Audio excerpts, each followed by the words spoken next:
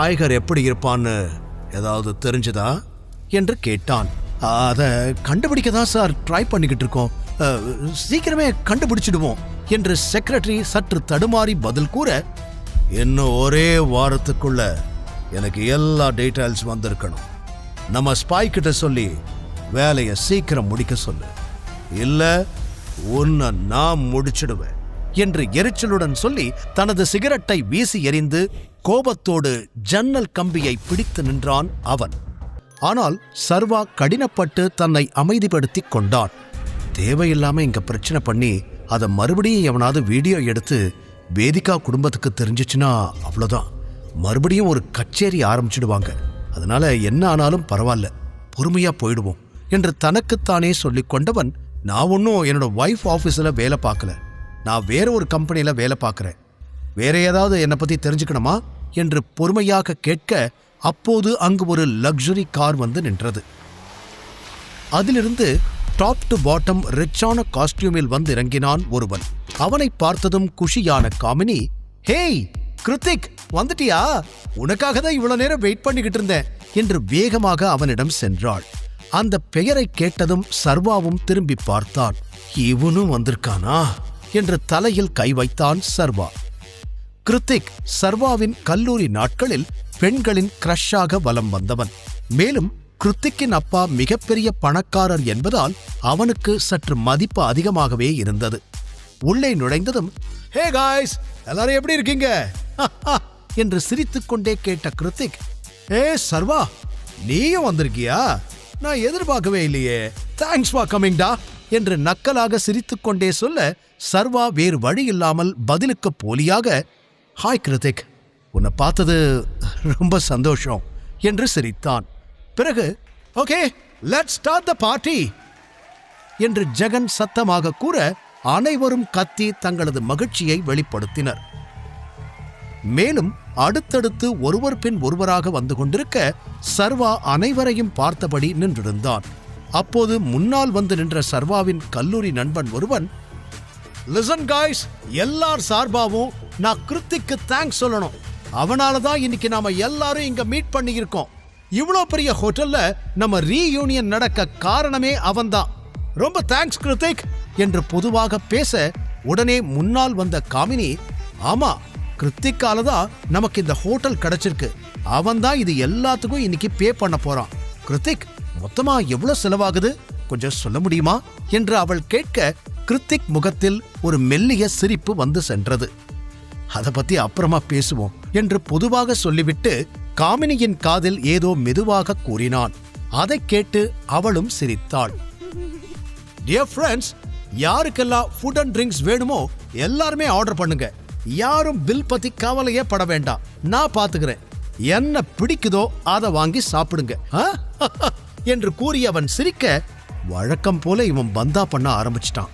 உடனே இதுகையெல்லாம் சேர்ந்து இவனை மாதிரி ஒரு மகான்னு புகழ்ந்து தள்ளுங்க, இதெல்லாம் கேட்கணும்னு என் தலை எழுத்து என்று மனதிற்குள் எண்ணியபடி மெலிதாக சிரித்தான் சர்வா.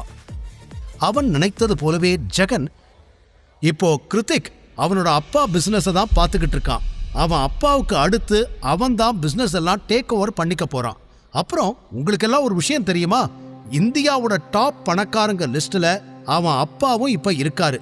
அப்ப நீங்களே யோசிச்சுக்கோங்க அவனுக்கு எந்த அளவுக்கு வேலை இருக்கும்னு என்று கூறினான். உடனே காமினி, அதை விட கிருத்திக் நிறைய அச்சீவ்மெண்ட் எல்லாம் பண்ணி அவன் அப்பாவை விட டாப் பிசினஸ் மேனா ஆவான். நான் சொன்னது கரெக்ட் தானே கிருத்திக் என்று கேட்டாள்.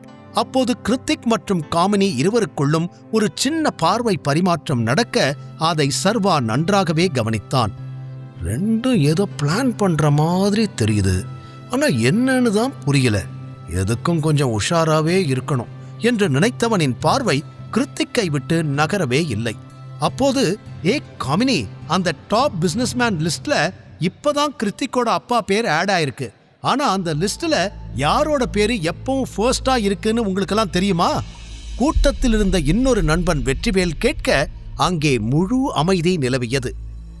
அவனே பதிலும் சொன்னான், டைகர். அதை கேட்டதும் சர்வாவின் உடல் சிலிர்த்தது. ஜெகன், டைகரா? ஆனா டைகர் தான் இப்ப இல்லையே என்று யோசனையுடன் கேட்டான். ஆமா, இப்போ டைகர் இங்க இல்லதான், இருந்தாலும் அந்த சொத்து மதிப்பெல்லாம் அப்படியே தான் இருக்கும். அதனால தான் இன்னமும் அந்த லிஸ்ட்ல டாப்லயே இருக்காங்க. அதுல அடுத்ததா இருக்கிறது பெரிய டான் அண்ட் பிசினஸ்மேன் ஆதிசேஷன். அதுக்கப்புறம் தான் கிருத்திக்கோட அப்பா எல்லாம் இருப்பாரு என்று அவன் சாதாரணமாக கூற, உடனே குறுக்கே புகுந்த காமினி, அதெல்லாம் இப்ப நமக்கு எதுக்கு? இங்க இருக்கிற எல்லாரையும் விட பணக்காரன் கிருத்திக் தானே, அத பத்தி மட்டும் பேசுங்க என்று கூறினாள். ஜால்ரா போட்டு எப்படியாவது அவன் மனசுல இடம் பிடிக்க ரொம்ப ட்ரை பண்றாளே என்று அவளை பார்த்து மனதிற்குள் சிரித்துக் கொண்டான் சர்வா. கூடவே டைகர் டைகர்னு பேசுறாங்க, நான் தான் அந்த டைகர்னு தெரிஞ்சா இவங்க நிலைமையெல்லாம் என்ன ஆகும் என்று நினைத்து பார்த்தவனுக்கு சிரிப்பு வந்துவிட அடக்காமல் சிரித்து விட்டான். அவ்வளவு நேரம் மாறி மாறி பேசிக் கொண்டிருந்த அந்த மொத்த கூட்டமும் சர்வா சிரித்ததும் அவன் பக்கம் திரும்பியது. என்னாச்சு, எதுக்காக நீ இப்ப சிரிக்கிற என்று அவன் அருகில் நின்று கொண்டிருந்த பெண் புரியாமல் கேட்டாள். ஆஹா, சிரிக்கிறத பார்த்துட்டாங்களே என்று மனதில் நினைத்தபடி சர்வா அவர்களை நிமிர்ந்து பார்க்க, என்ன சர்வா, கிருத்திக பார்த்து சிரிச்சுக்கிட்டு இருக்க? நீ என்ன அவ்வளோ பெரிய ஆளா? நீ ஒரு சாதாரண டெலிவரி பாய், உனக்கு பிசினஸ பத்தி எல்லாம் என்ன தெரியும்னு சிரிக்கிற என்று சற்று அதிகமாகவே கொடிபிடித்தாள் காமினி. இவ வேற என்று அவளை எரிச்சலோடு பார்த்துவிட்டு, நீங்க சாப்பிட எதுவும் ஆர்டர் பண்ணலையா? இப்பவே பண்ணாதானே கொண்டு வருவாங்க, இல்லனா ரொம்ப லேட் ஆயிடும். என்ன வேணும்னு பார்த்து எல்லாரும் ஆர்டர் பண்ணுங்க என்று காமினியின் கேள்விக்கு பதில் சொல்லாமல் டாபிக்கை மாற்றும் விதமாக பேசினான் சர்வா. ஆனால் அங்கிருந்த அனைவருக்குமே அது இன்னும் அதிக கோபத்தை தான் கொடுத்தது. சர்வா, என்ன நீ இங்க நாங்க என்னமோ ஜோக் பண்ணிக்கிட்டு இருந்த மாதிரி சத்தமா சிரிச்ச? என்னன்னு கேட்டா இப்ப அதுக்கு பதில் சொல்லாம என்னென்னமோ பேசிக்கிட்டு இருக்க. நீ கிருத்திக்க இன்சல்ட் பண்ற மாதிரி சிரிச்சிட்டு இப்ப அவன் காசுலயே சாப்பிடலான்னு நினைக்கிறியா என்று காமினி கூறியதும் உடனே ஜெகனும் தன் பங்கிற்கு, இவனை பார்ட்டிக்கு இன்வைட் பண்ணது பெரிய தப்பா போச்சு, எல்லார் முன்னாடியும் எனக்கு தான் ஒரே எம்பாரசிங்கா இருக்கு. சர்வா, will you please behave yourself என்று கடிந்தான். அதற்கு சர்வா பதில் சொல்வதற்குள், come on guys, எதுக்கு இப்ப சர்வா மேல கோவப்படுறீங்க? நாம கூப்பிட்டதுனால தான் அவன் பார்ட்டிக்கு வந்திருக்கான், சோ அவனை இன்சல்ட் பண்ண கூடாது. சர்வா, உனக்கு என்ன வேணுமோ நீ சாப்பிடு, நான் பில் பே பண்ணிக்கிறேன் என்று பெருந்தன்மையாக கூறினான் கிருத்திக். வாவ் கிருத்திக், நீ எவ்வளோ ஸ்வீட், அவனுக்காக நீ பில் பே பண்றேன்னு சொல்ற, ஆனா அவனை பாரு, எதுக்குமே ரியாக்ட் கூட பண்ணாம அப்படியே இருக்கான். சர்வா, உனக்காக தான் கிருத்திக் இவ்ளோ பேசுறான், அவனுக்கு ஒரு தேங்க்ஸ் கூட சொல்ல மாட்டியா என்று கேட்டாள். இப்போது அனைவரது பார்வையும் சர்வாவின் பக்கம்தான் திரும்பியது. அவன் தேங்க்யூ சொல்வானா என்பதை ஆவலோடு பார்த்தனர். இன்னொரு புறம் சர்வா கோபத்தில் கொதித்துக் கொண்டிருந்தான். நடக்கும் எதையும் அவனால் பார்த்து கொண்டு பொறுமையாக இருக்க முடியவில்லை. காலேஜ் நாட்களில்தான் அனைவரும் இப்படி அவனை கிண்டல் செய்தனர் என்றால், இன்று ரீயூனியன் என்று இன்வைட் செய்து மீண்டும் அதே போல அவமானப்படுத்துவதில் எரிச்சலாகி போனவன், ஒரு நிமிஷம், யாரும் ஆர்டர் பண்ண வேண்டாம், நான் என்னோட கார்டை எடுத்துட்டு வரேன், அதுக்கப்புறம் ஆர்டர் பண்ணுங்க என்று கூறினான். அதை கேட்டு சிரித்த காமினி, என்ன ஜோக் பண்ணிக்கிட்டு இருக்கியா? இங்க ஒரு பிளேட்டோட விலை என்னன்னு தெரியுமா உனக்கு? தேவையில்லாம ஓவரா சீன் போட ட்ரை பண்ணாத என்றாள். அவளுக்கு பதில் சொல்லாமல் பொதுவாக அனைவரையும் பார்த்தவன், ஒரு 2 minutes வெயிட் பண்ணுங்க, நான் வந்துடுறேன் என்று கூறி அங்கிருந்து வெளியே வந்தான். விக்ரமன் அவனுக்கு என ஒரு கார்டை ஏற்கனவே கொடுத்திருக்க, அது சர்வாவின் காரில் இருந்தது. அதை எடுத்துக்கொண்டு மீண்டும் ஹோட்டலுக்குள் நுழைய வந்தவன் அப்போதுதான் அந்த ஹோட்டலுடனே அருகில் இருக்கும் பாரை கவனித்தான். உடனே உள்ளே சென்று தனக்கு ஒரு ஷாம்பைன் ஆர்டர் செய்துவிட்டு வேடிக்கை பார்க்க, அப்போது அவன் கண்ணில் பட்டாள் பெண் ஒருத்தி. பார்க்கவே சற்று வித்தியாசமான உடை அணிந்திருந்த ஒருவன் அவள் பக்கத்தில் அமர்ந்திருந்தான். அந்த இளைஞன் அவளை நெருங்க முயற்சிக்க, அந்த பெண்ணோ விலகி விலகிச் செல்ல, இறுதியாக அவள் கையை பிடித்து தன் பக்கமாக இழுத்திருந்தான் அவன். இது எனக்கு தெரிஞ்ச முகமாகியிருக்கே என்று ஒரு ஆர்வத்தில் சர்வா எட்டி பார்க்க, அவனுக்கு பெரும் அதிர்ச்சி. காரணம், அந்த பெண் வேதிகாதான். அடுத்த நொடியே கோபத்தில் முகம் சிவக்க, வேகமாக வேதிகா அருகில் இருந்தவனிடம் சென்று அவன் கையை தட்டிவிட்டவன், கையை எட்றா என்று கத்தினான். அவன் குரல் கேட்டதும் அந்த இளைஞன் மட்டுமல்லாது இன்னும் 4-5 பேர் அவனை சுற்றி நின்றனர். ஆனால் அந்த இளைஞனோ சர்வாவை சாதாரணமாக பார்த்து, என்ன பிரச்சனை பிரதர், எதுக்காக கத்துறீங்க என்று கேட்டான். யாருக்கு யார் பிரதர்? இது என்னோட வைஃப்.